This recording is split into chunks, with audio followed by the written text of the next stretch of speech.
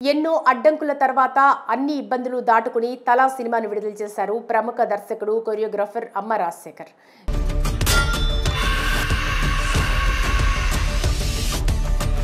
ఇందులో మొదటిసారిగా తన కొడుకు అమ్మ రాగిన్ రాజ్ హీరోగా పరిచయం అయ్యాడు. Senior hero Rohit re entry ఇచ్చారు.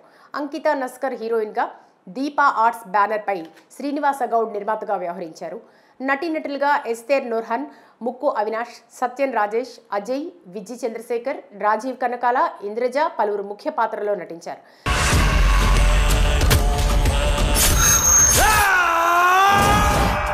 మరి ఎంతో కాలంగా హిట్ కోసం ఎదురుచూసిన అమ్మ రాజశేఖర్ ఈ సినిమాతో కంబ్యాక్ ఇచ్చాడా లేదా రివ్యూ ద్వారా చూద్దాం. ముందుగా ఈ సినిమా కథ విషయానికి వస్తే, సీనియర్ హీరో రోహిత్ కొన్ని కారణాలతో తన కొడుకు అమ్మ రాగిన్ రాజ్ భార్యను చిన్నప్పుడే వదిలేసి ఇంట్లోంచి వెళ్ళిపోతాడు.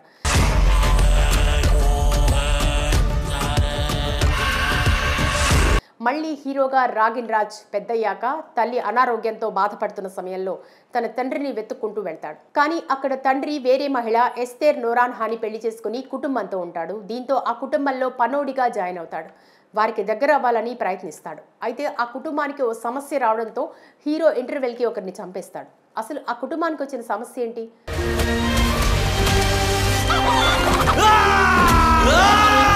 కొడుకు తల్లి కోసం తండ్రిని తీసుకెళ్తాడా? ఆ కుటుంబానికి తానెవరో ఎలా తెలుస్తుంది?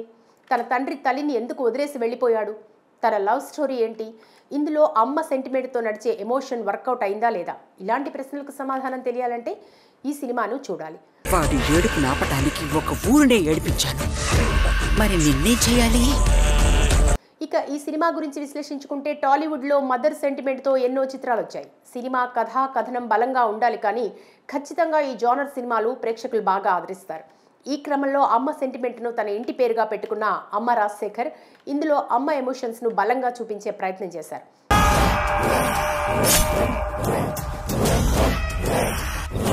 అయితే అతను ఎంచుకున్న స్టోరీ పాయింట్ ఎక్సలెంట్గా ఉంటుంది.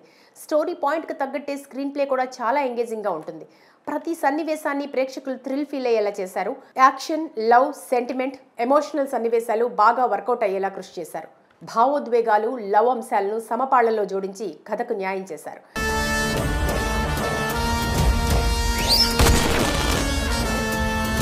అయితే మదర్ సెంటిమెంట్తో మంచి అనుభూతిని కలిగించే సినిమాను అందించారనే చెప్పాలి.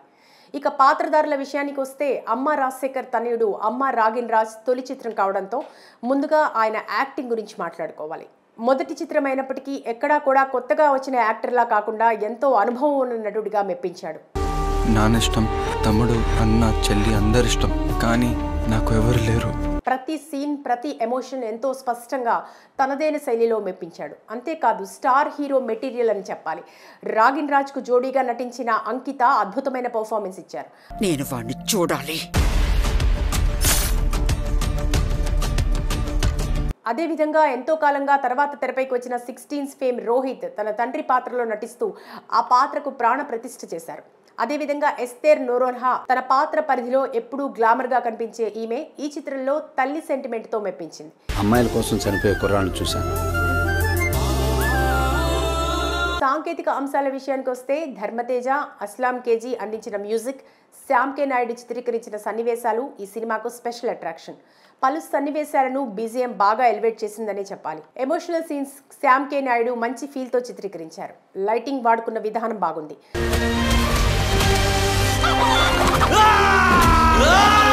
శివసామి ఎడిటింగ్ పనితీరు బాగుంది. అమ్మ రాజశేఖర్ టీం రాసిన డైలాగ్స్, సన్నివేశాలకు బలంగా నిలిచాయి. శ్రీనివాస్ గౌడ్ అనుసరించిన నిర్మాణ విలువలు బాగుండటమే కాకుండా సినిమాను మరింత రిచ్గా చూపించేందుకు ఖర్చు చేసిన ప్రతి పైసా తెర మీద కనిపిస్తుంది.